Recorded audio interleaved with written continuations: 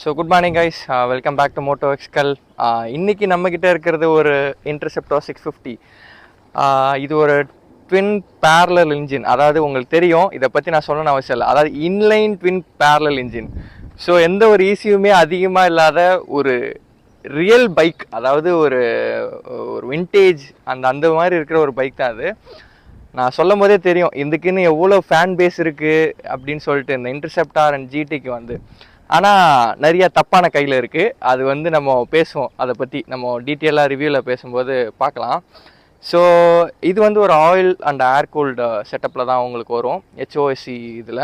And then பார்த்தீங்கன்னா வந்து உங்களுக்கு பவர் வந்து பார்த்தீங்கன்னா 52 நியூட்டன் டார்க் அட் 5000 RPM. அதாவது பார்த்துக்கோங்க, 52 ரொம்ப ரொம்ப அதிகம் இந்த RPM, அந்த நியூட்டன் டார்க். அண்ட் இதோட மேக்ஸிமம் பவர் பார்த்தீங்கன்னா 47 at 7000 RPM. ஸோ அதனால் வந்து உங்களுக்கு அந்த மேக்ஸ் பவர் வந்து ரொம்பவே அதிகமாக இருக்கும். அந்த புல்லிங் இது வந்து நார்மல் இன்டர்செப்டர் செட்டப்பில் வந்து உங்களுக்கு டியூவல் சீட் தான் வரும். பட் ஆனால் ஓனர் வந்து சிங்கிள் சீட்டில் வந்து கொடுத்துருக்காரு. எனக்கு இது பார்க்கும்போது அந்த ஜிடி தான் அசம்பிள் ஆகுது இந்த சீட் செட்டப் பார்க்குறப்ப. ஆனால் பைக் அந்த ஹேண்டில் பார்லாம் பார்க்குறப்ப அந்த இன்டர்செப்டரோட இது வந்து நமக்கு வந்துடும். அண்ட் தென் அடுத்து பார்த்தீங்க அப்படின்னா வந்து உங்களுக்கு நான் சொன்ன மாதிரி டுவெல் சேனல் ஏபிஎஸ் உங்களுக்கு இருக்கும். அண்ட் டிஜிட்டல் மீட்டர் கிடையாது, அனலாக் மீட்டர் தான். ஸோ அனலாக் மீட்டர் தான் எனக்கு தெரிஞ்சு நல்லா இருக்குது. அந்த டிஜிட்டல்லாம் வச்சா அந்த பைக் செட் ஆகாது, அது ஒரு மாதிரி இருக்கும். ஸோ அதனால் வந்து இந்த செட்டப் அவங்க கொடுத்துருக்கிறது ரொம்ப ரொம்ப நல்லாயிருக்கு. அண்டு உங்களுக்கு முக்கால்வாசி எல்லாமே வந்து அலட்சம் தான் இந்த பைக்கில் கொடுத்துருக்கிறது. ஸோ இப்போ பைக்கோட ஓனர்கிட்ட கேட்போம், இந்த பைக் எப்படி இருக்குது, எப்படி யூஸ் பண்ணுறாரு, இதோட மைலேஜ் எப்படி இருக்குது, சர்வீஸ் அண்ட் மெயின்டெனன்ஸ் எப்படி இருக்குது, ஒரு பிகினராக நீங்கள் இந்த பைக் வாங்கலாமா வேணாமா அப்படின்னு நிறைய கேள்விகள் இருக்கும். அது எல்லாமே நம்ம ஓனர்கிட்ட கேட்போம். ஸோ வீடியோக்குள்ளே போகலாம் வாங்க.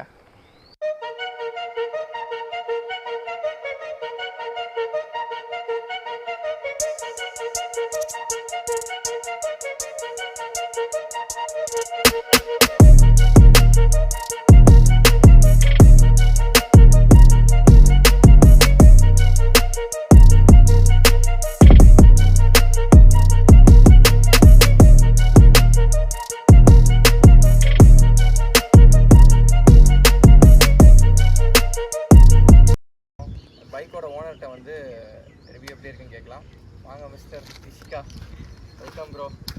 Hi bro. ஸோ நல்லா இருக்கேன் ப்ரோ. அவங்களோட R15 அதுலேருந்து நான் ஒரு ஃபாலோ பண்ணிகிட்டு இருக்கேன் அவங்கள.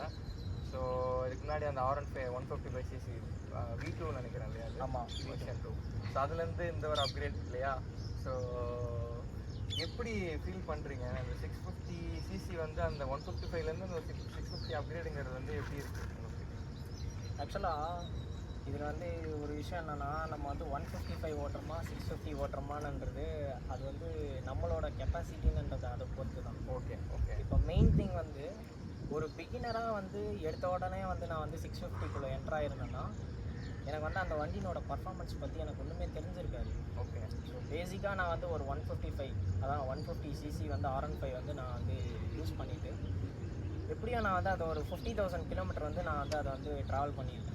ஓகே. அந்த 50,000 கிலோமீட்டரும் வந்து நான் ட்ராவல் பண்ணிவிட்டு அதுக்கப்புறம் தான் வந்து அந்த வண்டியை வந்து கொஞ்சம் ப்ராப்ளம்ஸ் அது வந்து கொஞ்சம் லைஃபோட ரிலேட்டடாக இருந்ததுனால அதை வந்து ஓகே. ஸோ அந்த வண்டியை கொடுத்துட்டு நான் வந்து நெக்ஸ்ட்டு வந்து ஹிமாலயன் 411 எடுத்தேன். ஓகே. ஸோ 411 எடுத்து அதை ஒரு 2 இயர்ஸ் வந்து நான் அதில் பழகிட்டு அதுக்கப்புறமா இப்போ ஹிமாலயனாக வச்சுருக்கேன். ஸோ இன்டர்செப்டார் 650 வந்து 2022 மாடல் இது. ஓகே. ஸோ 2022 மாடலில் வந்து இந்த வண்டி எடுத்த உடனே வந்து இந்த வண்டினோட பவர் வந்து நானும் வந்து உங்களை மாதிரி தான் ஒரு ஃபஸ்ட்டு 650cc வந்து எனக்கு வந்து எப்படி இருக்கும்னே தெரியாது. ஜஸ்ட்டு எப்பவும் போல் க்ரூஸ் பண்ணும்போது அந்த பவர் அந்த ஜாலிக்காக வந்து நல்லா க்ரூஸ் பண்ணேன். ஸோ ஒரு வண்டினோட பொட்டன்ஷியல் நமக்கு எப்போ தெரியும்னா அதை வந்து நம்ம கண்ட்ரோல் பண்ண முடியாதப்போ தான் நம்ம வந்து அதனோட இதை வந்து நம்ம வந்து தெரிஞ்சுக்க முடியும். பட் அதுக்காக வந்து எல்லோரும் வந்து நீங்கள் வந்து ரேஷ் ட்ரைவ் பண்ணுங்கள், இல்லை வண்டியை வந்து கொஞ்சம் ஓவர் ஸ்பீடிங் பண்ணுங்கள் அப்படின்னு நான் வந்து சொல்ல மாட்டேன். ஸோ வண்டி எடுக்கிறீங்கன்னா அந்த வண்டி பற்றின மற்ற டீட்டெயில்ஸும் தெரிஞ்சுக்கிட்டு அதுக்கப்புறமா எடுங்க. இந்த பைக் வந்து கேஜஸ், அதாவது 213 kg நான் பார்த்தேன். ஸோ ஹேண்ட்லிங் வந்து கொஞ்சம் கஷ்டமாக தான் இருக்குன்னு நினைக்கிறேன். உங்களுக்கு எப்படி இருக்குது உங்களுக்கு? ஆக்சுவலாக வந்து நீங்கள் R15 கம்பேர் பண்ணும்போதெல்லாம் இதெல்லாம் வந்து உங்களுக்கு கண்டிப்பாக வந்து ரொம்ப வெயிட் அதிகமாக தான் தெரியும். ஓகே. பட் இந்த வண்டியை பொறுத்த வரைக்கும் நீங்கள் வந்து இப்போ எனக்கு வந்து வெயிட் எப்படி வந்து ஃபீல் ஆகுதுன்னா, நான் வந்து ஹிமாலயன் வந்து ஆல்ரெடி யூஸ் பண்ணிட்டு இருக்கேன். அதுவே வந்து எப்படியும் வந்து ஒரு 210 கேஜிஸ் இருக்கும். Okay okay. ஸோ அதை வந்து நான் யூஸ் பண்ணிவிட்டு அதுக்கப்புறம் தான் நான் இந்த வண்டிக்கு வந்திருக்கேன். ஓகே. ஸோ எனக்கு வந்து வெயிட் பேலன்ஸுன்றது வந்து அந்தளவுக்கு ஒன்றும் எனக்கு பெருசாக டிஃப்ரென்ஸ் தெரியல. Okay okay. எப்போ வந்து நமக்கு அந்த வெயிட் வந்து ஃபுல் அண்ட் ஃபுல்லாக வந்து ஃபீல் ஆகும்னா, வண்டி வந்து ஒரு சடனாக வந்து இப்படி சாயிற பொசிஷனில் இருக்கும், இல்லை ஒரு பஞ்சர் ஆகும் போதோ, இல்லை அந்த டைம்லாம் வந்து நமக்கு ரொம்ப ரொம்ப கஷ்டப்பட்டு தள்ள வேண்டியதாக இருக்கும். இன்னொன்று ஸ்போக்ஸ் வீல்ஸ் அந்த டியூப் டயர். ஆமாம், டியூப் டயர். ஸோ இது நம்ம கஸ்டமைஸ் பண்ணலாமா ப்ரோ ராயல் என்ஃபீல்டில்? தாராளமாக பண்ணலாம். ஏன்னா இப்போ வந்து ராயல் என்ஃபீல்டே வந்து என்ன பண்ணுறாங்கன்னா, அவங்களே வந்து அலாய் வந்து கொடுத்துட்றாங்க. ஓகே. ஸோ அலாயினோட டிஸ்அட்வான்டேஜ் என்னன்னா, நீங்கள் வந்து ஆஃப் ரோடிங் வந்து ஓரளவுக்கு மேலே இது பண்ணும்போது அந்த அலாய் வந்து அந்த கேஸ்டிங் மெட்டீரியல் யூஸ் பண்ணி தான் பண்ணுவாங்க. Okay okay. ஸோ அந்த மெட்டீரியல் யூஸ் பண்ணி பண்ணும்போது அந்த அலாயினோட கம்ப்ரெஷன் வந்து அதிகமாகிடுச்சுன்னா அலாய் வந்து அப்படியே விரிசல் விடும். Okay okay. விரிசல் விட்டோடனே அலாய் வந்து ஒரு லெவலுக்கு பெண்ட் ஆகிற சான்சஸ் இருக்குது. சம்டைம்ஸ் வந்து அலாயே உடஞ்சிரும். ஸோ அந்த ஜாயிண்ட், அதாவது அந்த ஷார்ப்பாக கொடுத்துருக்காங்க, ஸோ அந்த ஜாயிண்ட்டு கூட உடைய வாய்ப்புகள் இருக்குது. Okay okay. ஸோ அந்த ஒரு காரணத்தினால தான் ராயல் என்ஃபீல்டு வந்து இன்னி வரைக்கும் ஹிமாலயனுக்கும் வந்து அட்வென்ச்சரான வண்டிக்கு வந்து ஸ்போக்ஸ் கொடுக்குறாங்க. Okay okay. ஏன்னா அட்வென்ச்சர் யூஸ்ன்னு நீங்கள் போயிட்டீங்கனாலே வந்து ஸ்போக்ஸ் தான் வந்து உங்களுக்கு பெஸ்ட்டு. ஏன்னா ஸ்போக்ஸ் வந்து எதனால் வந்து பெஸ்ட்டுன்னு நான் சொல்ல வரேன்னா, ஸ்போக்ஸ் வந்து உங்களுக்கு வந்து அந்த ப்ரெஷரைஸ் என்ன இம்பேக்ட் இருக்கோ, ஸோ அதை உள்ளே வாங்கி அந்த ஸ்போக்ஸ் வந்து நமக்கு வந்து ப்ரெஸ் ஆகிட்டு திருப்பி ரிலீஸ் ஆகும். ஓகே. பட் அலாய் வந்து நமக்கு அப்படி கிடையாது, அந்த ஆக்ஷனே இருக்காது. அதே மாதிரி தான் என்னோட டயர்ஸை பொறுத்த வரைக்கும் எனக்கு வந்து ஒரு சூப்பர் கான்ஃபிடென்ஸ். 10,000 கிலோமீட்டர்லேயே வந்து நான் வந்து டயர் மாற்றிட்டேன். ஏன்னா இந்த வண்டிக்கு வந்து 10,000 தான் வந்து டயர் லைஃப். 10,000 தான் வந்து டயர் லைஃப் வரும். அவ்வளோதான். அதுக்கே வந்து டயர்லாம் தேஞ்சி வந்து ஒன்லி ஃபார் இன்டர்செப்டாரா இல்லை ஜிடிக்கு இது போதுமா? ஜிடிக்கும் அதே தான். ஓகே. நிறைய பேர் வந்து என்ன பண்ணுவாங்கன்னா, டயர் தேயே ஓட்டிட்டு அதுக்கப்புறம் எனக்கு வாபிள் இஷ்யூ வருது. ஸோ இந்த மாதிரி இதெல்லாம் வந்து கம்பெனியில் வந்து இது பண்ணுவாங்க. ஏன்னா வாப்ளிங் வந்து மெயினாக அதனால தான் வரும். நிறைய பேர் ஏபிஎஸ் இதெல்லாமே ரிங்லாம் செக் பண்ணி பார்ப்பாங்க, அந்த ஃபோர்க்கு இதெல்லாமே அந்த வாப்ளிங். ஆனால் நீங்கள் சொல்கிறது 100ல் 1. அது நீ வந்து இந்த பைக் கிடையாது கைஸ், எல்லாத்துக்குமே அதான். உங்கள் டயரை வந்து ரெகுலராக செக் பண்ணணும். அப்போ தான் வந்து இப்போ ப்ரோ சொல்கிற மாதிரி வந்து உங்களுக்கு அந்த வாப்ளிங் அந்த மாதிரி இதெல்லாம் உங்களுக்கு ஈஸியாக ஐடென்டிஃபை பண்ணி நீங்கள் கிளியர் பண்ண முடியும். 13 லிட்டர்ஸ்னால இப்போ நம்ம வந்து இங்கேருந்து நம்ம வந்து ஆம்பூர் போனோம்னாலே வந்து நம்ம கரெக்டாக டேங்க் ஃபில் பண்ணோன்னா அங்கே போய் ட்ரை ஆகிடும். ஸோ திரும்ப வந்து நம்ம வந்து அங்கே போயிட்டு ஒரு வாட்டி வந்து டேங்க் ஃபில் பண்ணணும். ஓகே.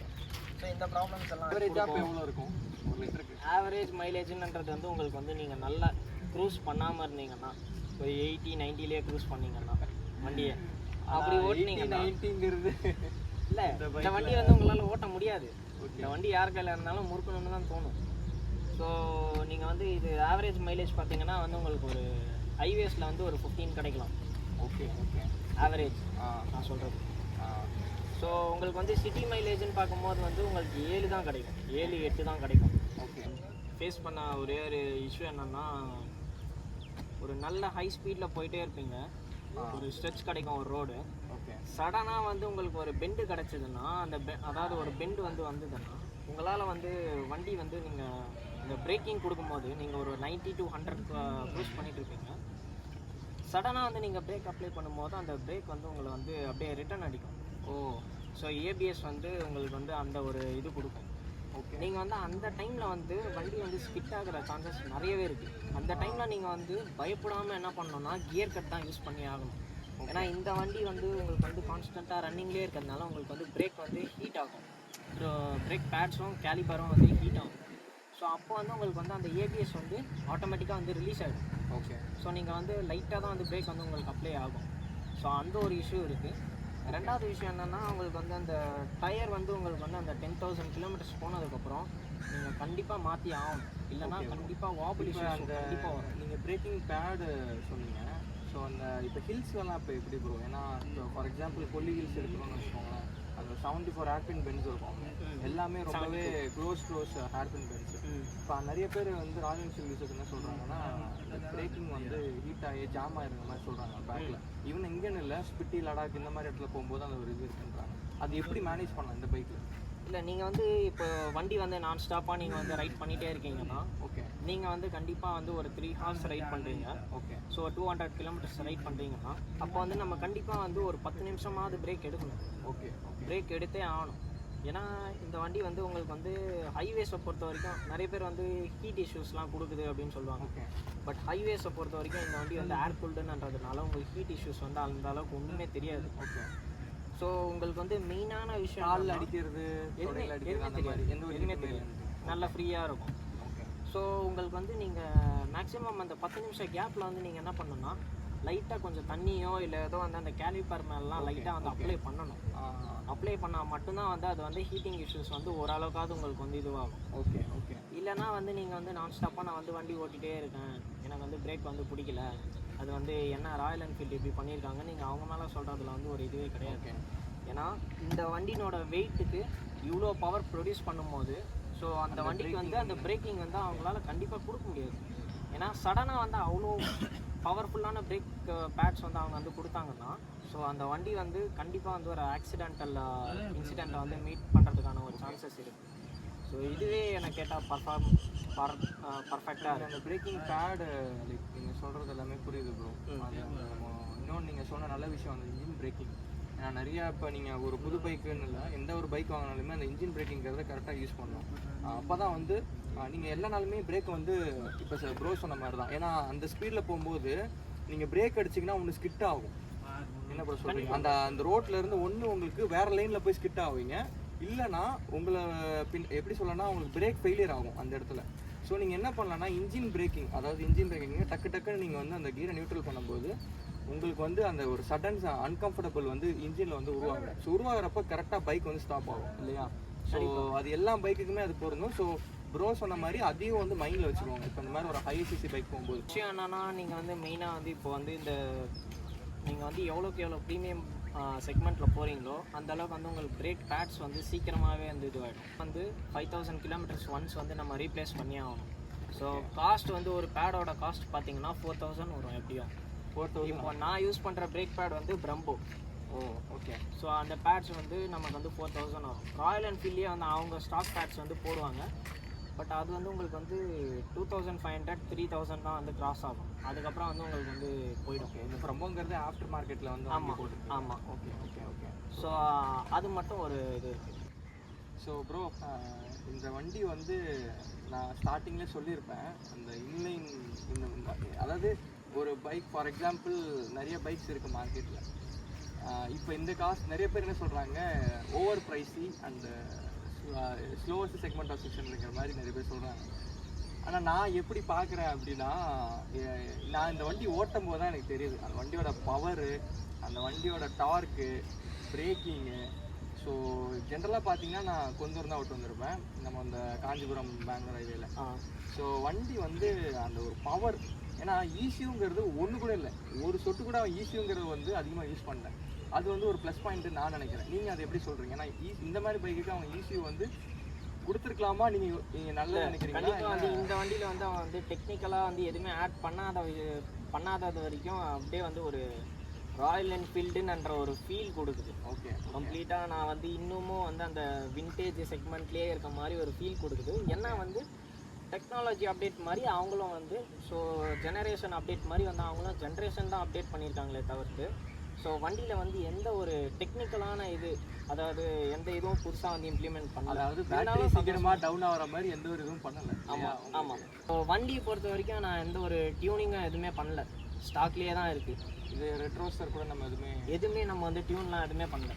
ஆனால் வந்து உங்களுக்கு இந்த ரெட்ரோஸ்டர் வந்து பர்ஃபார்மன்ஸ் வந்து ஸ்பெஷலைஸ்டு இது பண்ணதுனால ஸோ இது வந்து பெங்களூர்லேருந்து எக்ஸ்போர்ட் பண்ணியிருக்கோம். ஓகே. ஸோ நம்ம ஃப்ரெண்டு ஒருத்தர் வந்து எக்ஸ்போர்ட் பண்ணி கொடுத்தாரு அவர் வண்டிக்கு பண்ணும்போது. ஸோ இதுலேயே வந்து நம்ம டியூனிங் எதுவுமே இல்லாமலே வந்து ஃபங்க்ஷன் பேங்க்ஸ் வந்து கிடைக்கும் இந்த வண்டியில். இது வந்து எனக்கு வந்து ஹாலோஜன் ஹெட்லைட்னால எனக்கு வந்து அந்த பவர் த்ரோ வந்து நார்மலாகவே நல்லாயிருக்கும். இப்போ வர எல்இடி கூட வந்து உங்களுக்கு அந்தளவுக்கு பவர் வந்து ப்ரொடியூஸ் பண்ணுறது கிடையாது. ஸோ எல்இடி ஹாலஜனில் பவர் இருக்குன்னு. ஆமாம். எல்இடியில் வந்து உங்களுக்கு வந்து நல்ல மழையில் நீங்கள் வந்து ரைட் பண்ணுறீங்க, ஒரு ஹில் ஸ்டேஷனில் இல்லை ஒரு ஃபாகி பிளேஸில் வந்து நீங்கள் ரைட் பண்ணுறீங்க, அவங்கெல்லாம் வந்து எக்ஸ்ட்ராவாக வந்து ஃபாக் லேம்ப் வந்து செட் பண்ணுவாங்க. இப்போ எனக்கு அந்த தேவையே கிடையாது.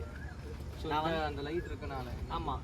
இதில் வந்து நமக்கு வந்து ஹாலோஜன் வந்து நார்மலாக அந்த எல்லோ கலர் இது தான் பாஸ் ஆகும்.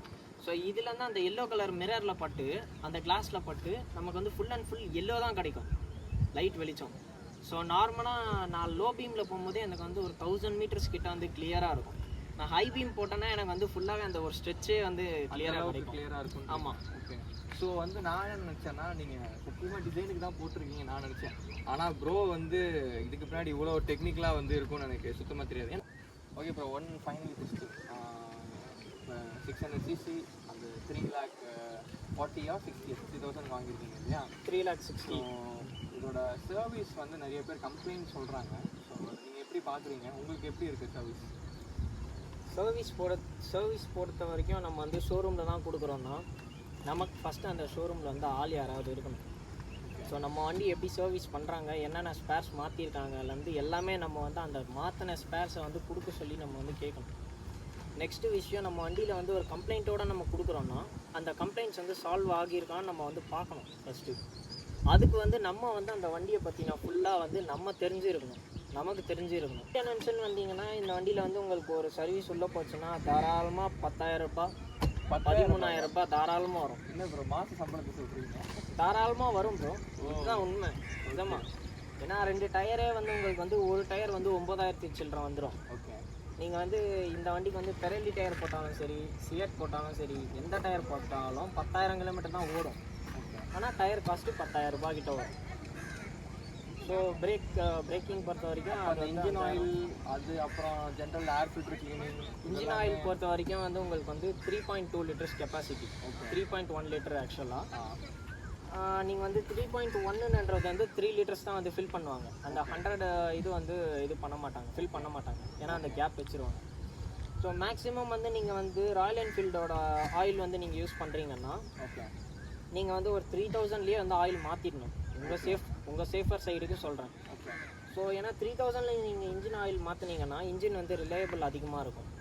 இப்போ நீங்கள் மோட்டல் நான் யூஸ் பண்ணுறேன், செமி சிந்தட்டிக் யூஸ் பண்ணுறேன்னா நீங்கள் வந்து ஒரு 4000 கிலோமீட்டர் 5000 கிலோமீட்டர் ஓட்டலாம். ஓகே. உங்களுக்கு எது பெஸ்ட்டாக இருக்கும்?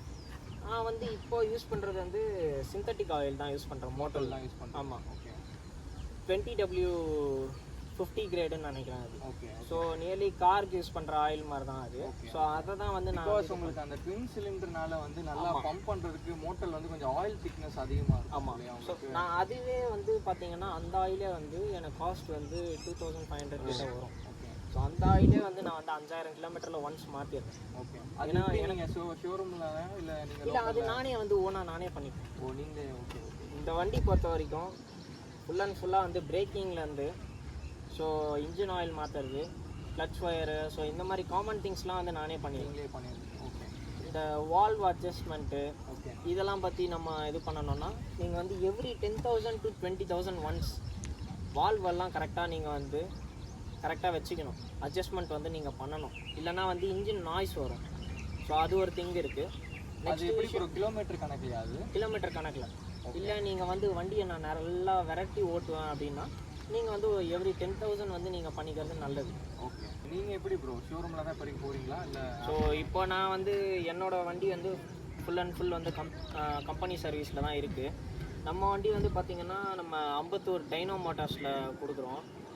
ஸோ நம்ம அம்பத்தூர் டைனோ மோட்டார்ஸில் வந்து எப்படின்னா நான் வந்து ஹிமாலயனும் அங்கே தான் எடுத்தேன், இந்த வண்டியும் அங்கே தான் எடுத்தேன். ஸோ அதனால் வந்து நமக்கு அந்த மேனேஜர் வந்து ரொம்ப க்ளோஸு. ஸோ அதனால் வந்து நம்ம வண்டி எப்போ உள்ள சர்வீஸ் போனாலுமே கம்ப்ளீட்டாக ஜென்டிலாக வந்து வெளியில் வரும். ஸோ காஸ்ட்டை பற்றி நீங்கள் வந்து எனக்கு ப்ராப்ளம் இல்லை, நான் வந்து என் வண்டி நல்லா வச்சுக்கணும் அப்படின்னு ஒரு மைண்ட் செட் இருக்கவங்க மட்டும் ஷோரூம் சர்வீஸ் வந்து பண்ணிக்கோங்க. இல்லை நான் வந்து வண்டி வாங்குவேன், 5 லட்ச ரூபா கொடுத்து வண்டி வாங்குவேன், ஆனால் 5000 ரூபா கொடுத்து பிரேக்லாம் என்னால் போட முடியாதுன்னா நீங்கள் வந்து வெளியில் கூட கொடுத்து பண்ணிக்கலாம். ஆனால் அதனால் வந்து உங்கள் வண்டியோட லைஃப் வந்து அதாவது கொஞ்சம் கம்மியாகிறதுக்கு சான்சஸ் எல்லாமே அடி வாங்கும். ஸோ அது ஒன்று இருக்குது. மெயின் திங் என்னென்னா நீங்கள் வந்து இந்த ஏர் ஃபில்டர்லாம் வந்து கஸ்டமைஸ்ட் ஏர் ஃபில்டர் நிறைய பேர் வந்து வாங்கி போடுவீங்க, பர்ஃபார்மன்ஸ் வந்து போடுவீங்க. ஸோ அதேமாதிரி ECU டியூனிங் எல்லாம் வந்து பண்ணுவீங்க ப்ரோ. அது வந்து ECU டியூனிங் அடிக்கடி நடக்குது ப்ரோ இந்த மாதிரி பைக்ஸ்ல. அது வந்து ஸ்டேஜ் 3லாம் கூட பண்ணுறாங்க. ECU டியூனிங்லாம் பொறுத்த வரைக்கும் ECU டியூனிங்கு நெக்ஸ்ட் வந்து அந்த ஏர் ஃபில்டர்லாம் வந்து பார்த்தீங்கன்னா நீங்கள் கஸ்டமைஸ் பண்ணலாம். அதாவது ஒரு விஷயத்த வந்து கம்பெனிக்காரன் வந்து ஒரு வண்டி லான்ச் பண்ணுறான்னா அந்த வண்டி வந்து ஒரு வாட்டிக்கு 1000 வாட்டி வந்து டெஸ்ட் ட்ரைவ் பண்ணுவான். ஒரு ப்ராடக்ட்டை வந்து அவன் வந்து ஃபிட் பண்ணுறதுக்கு முன்னாடி அந்த ப்ராடக்ட் எவ்வளோ நாள் ரிலேபிள் வருது எல்லாத்தையுமே செக் பண்ணி தான் பண்ணுவான். அப்போ அவனை விட ஒருத்தவங்க வந்து ஆஃப்டர் மார்க்கெட்டில் எப்படி வந்து பெஸ்ட்டாக கொடுக்க முடியும், பெட்டராக கொடுக்க முடியும். ஸோ அந்த பாயிண்டில் ஃபஸ்ட்டு யோசிங்க. நெக்ஸ்ட்டு விஷயம் வந்து நீங்கள் வந்து டியூனிங் பண்ணுறதுனால வந்து வண்டினோட இன்ஜின் லைஃப் வந்து கம்மி தான் ஆகுமே தவிர அதிகம் ஆகாது. உங்களுக்கு அந்த டைமுக்கு வந்து நான் அப்படியே பறக்கிறேன், நான் ஸ்பீடாக போகிறேன், உன்னால் என்னை ஜெயிக்க முடியாது அப்படின்னு ஒரு வெறி இருக்கும். ஆனால் அடுத்த கொஞ்ச நாளில் அந்த வண்டி வந்து இப்போது ஸ்டாக்கில் வந்து 50,000 கிலோமீட்டர் வந்து ராயல் என்ஃபீல்டு வந்து வாரண்ட்டி கிளைம் பண்ணுறோம். வாரண்ட்டி வந்து தாராளமாக வந்து ஒரு 50,000 கிலோமீட்டர் வரைக்கும் நம்ம வச்சுக்கலாம் கூட பண்ணி தருவாங்க. நீங்கள் வந்து இந்த ECU டியூனிங்லாம் பண்ணிங்கன்னா உங்களுக்கு 40,000 கிலோமீட்டர் கூட வராது வண்டி. தாராளமாக வந்து உங்களுக்கு வந்து நான் சொல்கிறேன், பிளாக் ஸ்மோக்கு இல்லை ஒயிட் ஸ்மோக் வந்து தாராளமாக கண்டிப்பாக வரும். ஸோ அந்த ப்ராப்ளம்ஸ் எல்லாம் அளவுக்கு முடிஞ்ச அளவுக்கு நீங்கள் வந்து ஸ்டாக்கில் வச்சுக்கிறது பெஸ்ட்டு. உங்கள் ஆசைக்கு நீங்கள் எக்ஸாஸ்ட் மாற்றிக்கலாம், அது வேணால் பண்ணிக்கலாம். அதனால கூட மைலேஜ் அடிவாங்க சான்ஸ். மைலேஜ் கண்டிப்பாக அடி வாங்குங்க. என்னோட மைலேஜ் வந்து நான் இப்போ இந்த வண்டியில் கிளைம் பண்ணுறது வந்து சிட்டியில் வந்து எனக்கு 7, 8. அதாவது ப்ரோ வந்து ஒரு சூப்பர் பைக் தான் வச்சிருக்காரு. அதாவது சூப்பர் பைக் தான் அது. அதாவது வந்து லம்போர்கினிக்கு எனக்கு ப்ரோ இது 4-3 டிஃப்ரென்ஸ் இருக்குமா இல்லை ரொம்ப, அதாவது 7ங்கிறது வந்து ரொம்ப ரொம்ப கம்மி. அதாவது நீங்கள் 100 ரூபாய்க்கு போட்டு 7 கிலோமீட்டர் தான் ஓட்ட முடியும் போல இருக்கு வண்டி. ஆனால் ஓகே ப்ரோ, அல்டிமேட்டாக ஒரு இன்லைன் பென்சில் இருந்துச்சுன்னா அப்படி தான் இருக்கும். கண்டிப்பாக எதுவும் பண்ண முடியாது. பட் எனிவேஸ் இந்த வீடியோ வந்து ரொம்ப டீட்டெயில் ரிவ்யூ, ஓகேங்களா? ஸோ நீங்கள் அவர் சொன்னது எல்லாமே அவரோட ஓன் எக்ஸ்பீரியன்ஸை சொன்னது. இதை நிறையா நீங்கள் வந்து லைக் எப்படி சொல்லணும்னா, இதில் எது உங்களுக்கு பெஸ்ட்டாக இருக்கோ அதை எடுத்துக்கோங்க. எது உங்களுக்கு வந்து முக்கியமோ அது வந்து அதுக்கேற்ற மாதிரி உங்கள் பைக்கை சூஸ் பண்ணி வாங்கினீங்கன்னா உங்களுக்கு வந்து ஈஸியாக இருக்கும். நீங்கள் வந்து ரெக்ரெட் பண்ண மாட்டீங்க. உங்களுக்கு இப்போ நீங்கள் ஃபுல்லாக டியூன் பண்ணுறீங்கன்னா, நீங்கள் ஒரு ரேஸ் ட்ராக் போகிறீங்க இல்லை ஒரு ரேசிங் பண்ணுறீங்கன்னா நீங்கள் அந்த மாதிரி பண்ணலாம். நீங்கள் நார்மலாக ஒரு பைக்கை நான் எடுத்துகிட்டு சிட்டியில் ஓட்டுறதுக்கு உங்களுக்கு அவ்வளோ மாடிஃபிகேஷன் எனக்கு தெரியல. ஸோ இப்போ இருக்கிற அதாவது பார்த்தீங்கன்னா மெச்சூர்ட் ரைடர்ஸ் யாருமே இந்த மாதிரி ரொம்ப இதுவாக பண்ணுறதில்ல. இப்போ ரொம்ப கிரிஞ்சாக இருக்கிறவங்க தான் வந்து இந்த ரீல்ஸ் பண்ணுறதுக்காகவும் இந்த ட்ராக் ரேஸ் போட்டு வீடியோ போடுறதுக்காகவும் நிறையா யூஸ் பண்ணிகிட்டு இருக்காங்க. அதெல்லாம் விட்டுருங்க, அதெல்லாம் கிராப் ஆஃப் ஷீட். அதெல்லாம் வந்து ஃபாலோ பண்ணாதீங்க, அதெல்லாம் தப்பான கைடன்ஸ். ஸோ ஒரு பைக்கை வந்து நல்லா மெயின்டைன் பண்ணுங்கள், நல்லா ஓட்டுங்க. அதாவது ப்ரோ சொன்ன மாதிரி முடிஞ்ச அளவுக்கு ஸ்டாக் யூஸ் பண்ணுங்கள். தேவைப்படுற மாடிஃபிகேஷன் பண்ணுங்கள், தேவைப்படாது வந்து நீங்கள் அவாய்ட் பண்ணிக்கிறது நல்லது. உங்கள் பைக்குக்கு இது ஆகும்னு தெரிஞ்சால் அதை பண்ணாதீங்க. அது தேவையில்லாமல் பண்ணி யூஸ்லெஸ் தான் உங்களுக்கு. ஸோ ஓகே கைஸ், இந்த வீடியோதோட முடிச்சுக்கலாம். ஸோ இந்த பைக் வந்து எவ்வளோ கிலோமீட்டர் ஓடி இருக்கு ப்ரோ? கரெக்டாக வந்து இப்போ 15,300 ஓடி இருக்கு. 15,300 ஆல்மோஸ்ட் தேர்ட் சர்வீஸ் கொடுக்கணும். பட் நான் வந்து அந்த தேர்ட் சர்வீஸ்க்கு முன்னாடியே பைக் ப்ரோ வந்து இவ்வளோ இது சொல்லிட்டாரு இந்த இன்டர்செப்டரை பற்றி. ஸோ புரியுது ப்ரோ உங்களோட வேதனைகள், அப்புறம் உங்களோட இது எல்லாமே எனக்கு தெரியுது. பட் ஓகே கைஸ், இந்த பைக்கை சூஸ் பண்ணுறவங்களுக்கு நாங்கள் முடிஞ்ச அளவுக்கு எங்களால் இது பண்ணுறதை கேதர் பண்ணி ப்ரோவும் சொல்லிட்டாரு. அதுலேருந்து உங்களுக்கு நம்ம என்ன கொடுக்க முடியுமோ அது நம்ம சேனலில் இன்புட்டாக கொடுத்துட்டோம். ஸோ இதுக்கப்புறம் இந்த பைக் வாங்கலாமா வேணாம்ங்கிறது உங்களோட சாய்ஸ் தான். நீங்கள் டூரிங் போகிறீங்கன்னா இன்டர்செப்டர் எடுத்துக்கலாம் தாராளமாக. இல்லை எனக்கு வந்து கெஃபே ரேசர் ஸ்டைல் தான் வேணும்னா GT போகலாம். ஸோ லுக் வைஸ் போகிறவங்க GT தான் வந்து சூஸ் பண்ணுவாங்க. Correct bro. பட் இன்டர்செப்டாருக்கும் வந்து அதே ஸ்பெக்கு, அதே இன்ஜினு எல்லாமே அதே தான் இருக்குது. ஸோ உங்களுக்கு வந்து ஒரு டூரிங் கம்ஃபர்ட்டாக வந்து நான் வந்து டூரிங் மட்டும் பண்ணணும் அப்படின்னு ஆசைப்பட்றவங்க இன்டர்செப்டர் சூஸ் பண்ணலாம் தாராளமாக. ஸோ இதுதான் கைஸ், அவர் சொல்கிறதும் கரெக்டு தான். நீங்கள் உங்களுக்கு வேணுங்கிற மாதிரி அதான் உங்கள் ஃபுல்ஃபில்மெண்ட் எதுவும் அதுக்கேற்ற மாதிரி யூஸ் பண்ணுங்கள். So thank you bro, thank you so much. Thank you bro. பார்ப்போம். ஷியோராக இவ்வளோ தூரம் எனக்கு வீடியோ கொடுத்து இவ்வளோ தூரம் வந்ததே ரொம்ப பெரிய விஷயம். கண்டிப்பாக உங்கள் ஃப்ரெண்ட்ஸ்க்கும் நிறையா ரெஃபர் பண்ணுங்கள். கண்டிப்பாக ப்ரோ. அடுத்த பைக்ஸ் நிறையா பண்ணலான் இருக்கோம். ஸோ கொஞ்சம் ஹையர் சிசி பைக்ஸ்லாம் கான்சன்ட்ரேட் பண்ணலான்னு. ஸோ அதே தான் கைஸ், நான் லாஸ்ட் டைம் சொன்ன மாதிரி தான். நீங்கள் கண்டிப்பாக வீடியோ பாருங்கள். உங்களுக்கு ஏதாச்சும் கமெண்ட்டில் சொல்லணும்னு நினச்சா நீங்கள் கண்டிப்பாக ஷேர் பண்ணலாம். அண்ட் உங்ககிட்ட ஏதாவது பைக் இருந்தாலும் சொல்லுங்கள், நம்ம அந்த ஏரியாவுக்கு வந்து நம்ம உங்கள் பைக்கை ரிவ்யூ எடுக்கலாம். ஸோ தேங்க்யூ ஃபார் வாட்சிங் அண்ட் சப்ஸ்கிரைப் பண்ணிக்கோங்க சேனலை. இதுக்கப்புறம் நிறைய அப்டேட்ஸ் போஸ்ட் பண்ணலான்னு இருக்கேன். ஸோ அதாவது ரைடிங் கியர்ஸ், ஹெல்மெட்லாம் பற்றி பேசலான்னு. ஸோ அதெல்லாம் அடுத்த வீடியோவில் கவர் பண்ணலாம். ஓகேவா? So bye, thank you so much.